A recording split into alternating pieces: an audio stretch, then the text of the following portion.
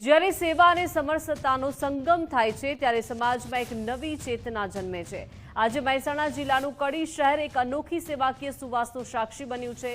વાત છે વાલ્મીકી સમાજના ત્રીજા ભવ્ય સમૂહ લગ્નોત્સવની, જ્યાં 44 નવદંપતીઓએ શાસ્ત્રોક્ત વિધિથી પ્રભુતામાં પગલાં માંડ્યા છે અને કડી કોટન માર્કેટના પટાંગણમાં યોજાયેલા ઉત્સવમાં સાચા અર્થમાં હિન્દુ રાષ્ટ્રની એકતા અને અખંડિતતાના દર્શન થયા છે। પરંતુ આ સેવા યજ્ઞ પાછળ જે મોટું નામ ગાજી રહ્યું છે તે છે શ્રી ઓમકાર ચેરિટેબલ ટ્રસ્ટ। અંબાજીના પહાડો હોય કે ડાંગ અને ત્રિપુરા જેવા અંતરિયાળ વિસ્તારો, જ્યાં પણ સેવાની જરૂર પડી છે ત્યાં દિલીપભાઈ રાજા ગ્રુપ અને જગદીશભાઈ પટેલની ટીમે સેવા પરમો ધર્મના મંત્રને સાર્થક કર્યો છે।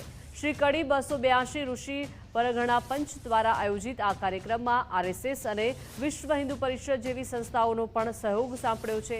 જ્યારે સમાજના અગ્રણીઓ અને દાતાઓ એક છત નીચે આવીને ગરીબ અને જરૂરિયાતમંદ પરિવારોની દીકરીઓના હાથ પીડા કરે છે, ત્યારે સાબિત થાય છે કે સેવાની કોઈ સીમા નથી હોતી। 44 જોડાઓએ નવા જીવનની શરૂઆત કરી છે, પણ આ આયોજનને સમગ્ર ગુજરાતને સામાજિક સમસ્યા અને એક એવો પાઠ ભણાવ્યો છે કે જે વર્ષો સુધી યાદ રહેશે। ધન્ય છે દાતાઓને અને ધન્ય છે આ સેવકોને।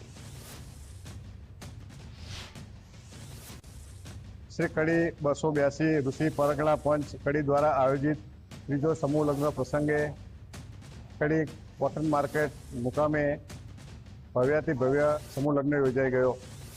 એમાં ઓમકાર સેવા મિશન ચેરિટેબલ ટ્રસ્ટ જે સહયોગી દાતા છે। ઓમકાર સેવા મિશન નો એક ઉદ્દેશ છે સેવા પરમો ધર્મ, અને સેવા પરમો ધર્મના ઉદ્દેશે સમગ્ર રાષ્ટ્રમાં વિવિધ જગ્યાએ વિવિધ જ્ઞાતિઓમાં વિવિધ સમુદાયોમાં સમૂહ લગ્નો તેમજ શૈક્ષણિક બાબતો તેમજ આરોગ્યલક્ષી બાબતો બધી દરેક કાર્ય કરી અને ઓમકાર સેવા મિશન એક રાષ્ટ્રની સેવા પૂરી પાડે છે।